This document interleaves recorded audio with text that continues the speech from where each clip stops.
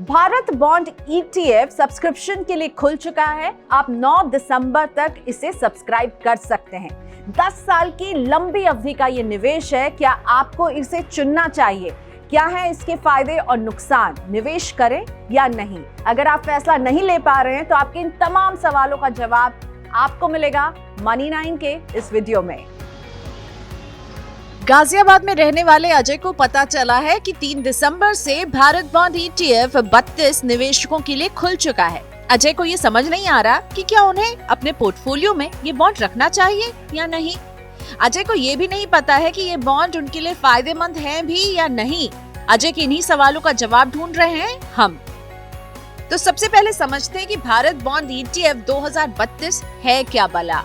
भारत सरकार ने केंद्रीय सार्वजनिक उपक्रमों की ऋण जरूरत को पूरा करने के लिए 2019 में सबसे पहले भारत बॉन्ड ETF को पेश किया था, जिसमें आपको अप्रैल 2032 में 6.87% ब्याज सहित पूरा पैसा वापस मिलेगा।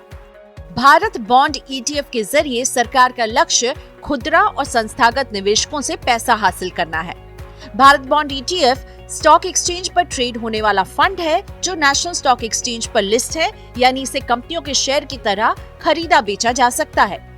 ये सरकारी ऋण पत्रों में निवेश करता है और फंड की एक तय परिपक्वता अवधि होती है जब निवेशक को रिटर्न के साथ अपना निवेश वापस मिलेगा। आप फंड अवधि के दौरान इसकी यूनिट को किसी भी समय NSE पर खरीद या बेच सकते हैं। क्या आपको खरीदना चाहिए Bharat bond ETF? Bharat bond ETF mutual fund, ETF और बॉन्ड का बेहतर मिश्रण है जो सुरक्षित AAA रेटिंग वाले सार्वजनिक क्षेत्र के बॉन्ड में निवेश करता है। भारत बॉन्ड ETF भारत का सबसे सस्ता म्यूचुअल फंड उत्पाद है। इसकी लागत बहुत कम 0.005% वार्षिक है। इसे आप ऐसे समझिए 2 लाख रुपए के निवेश पर इसकी प्रबंध लागत केवल 1 रुपए है। ETF बहुत लचीला है और आप एक्सचेंज पर कारोबार अवधि के दौरान इसे खरीद या बेच सकते हैं। इसमें जोखिम बहुत कम है क्योंकि केवल AAA रेटेड बॉन्ड में ही निवेश किया जाता है। टैक्स लाभ और रीइन्वेस्टमेंट दोनों का ही ध्यान फंड हाउस की ओर से रखा जाता है। एडलवाइस म्यूचुअल फंड के मुताबिक भारत बॉन्ड ETF 1 लाख रुपए के निवेश पर 6.37% का कर पश्चात रिटर्न देता है, जो किसी भी पारंपरिक निवेश की तुलना में बेहतर है। निवेश करना आसान। भारत बॉन्ड ETF में न्यूनतम निवेश 1000 रुपए से शुरू किया जा सकता है। भारत बॉन्ड ETF में न्यूनतम निवेश 1000 रुपए से शुरू किया जा सकता है, इसलिए निवेश करना बेहद आसान है। निवेशक नेट बैंकिंग और UPI के माध्यम से ये निवेश कर सकते हैं। फंड में कोई लॉक इन पीरियड नहीं है। आप अपने ETF यूनिट को अपने ट्रेडिंग और डीमैट अकाउंट के माध्यम से कभी भी बेच या खरीद सकते हैं।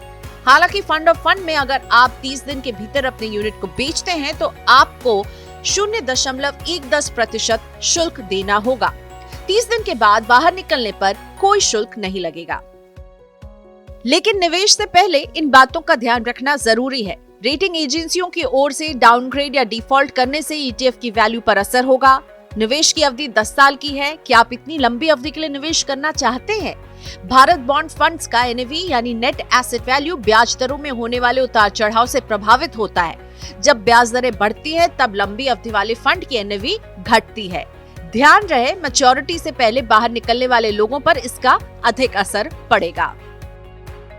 इन्वेस्टोग्राफी की संस्थापक श्वेता जैन कहती हैं कि ऐसे निवेशक जो एक तय रिटर्न हासिल करना चाहते हैं वो इसमें निवेश कर सकते हैं। हालांकि इसमें रिटर्न की गारंटी नहीं होती, लेकिन लगभग तय ब्याज दर के बराबर ही रिटर्न मिल सकता है। इसका पोर्टफोलियो अच्छा और सांकेतिक रिटर्न भी बेहतर है। जिन लोगों को छोटी अवधि में पैसों की जरूरत पड़ सकती है वो इससे दूर रहें। जो लोग डेट से उच्च रिटर्न प्राप्त करना चाहते हैं वो भी इससे उचित दूरी बनाए रखें। वाइज इन्वेस्ट प्राइवेट लिमिटेड के CEO हेमंत रुस्तगी का कहना है कि भारत बॉन्ड ETF लंबी अवधि के निवेशकों को कम जोखिम वाला एक विकल्प प्रदान करता है। यदि इसमें परिपक्वता अवधि तक बने रहे तो टैक्स छूट का लाभ भी मिलता है। उनके लिए जो लंबी अवधि के लक्ष्य के साथ संपत्ति का निर्माण करना चाहते हैं तब हाइब्रिड फंड उनकी मदद कर सकते हैं। मनी 9 की सलाह। जो निवेशक बिना किसी जोखिम के नियमित आय हासिल करना चाहते हैं वो भारत बॉन्ड ETF 2032 में निवेश कर सकते हैं। ये आपके पोर्टफोलियो में डेट इंस्ट्रूमेंट की जगह ले सकता है। काम की ऐसी ही और खबरों के लिए बने रहिए मनी 9 के साथ और सब्सक्राइब कीजिए हमारे YouTube चैनल को।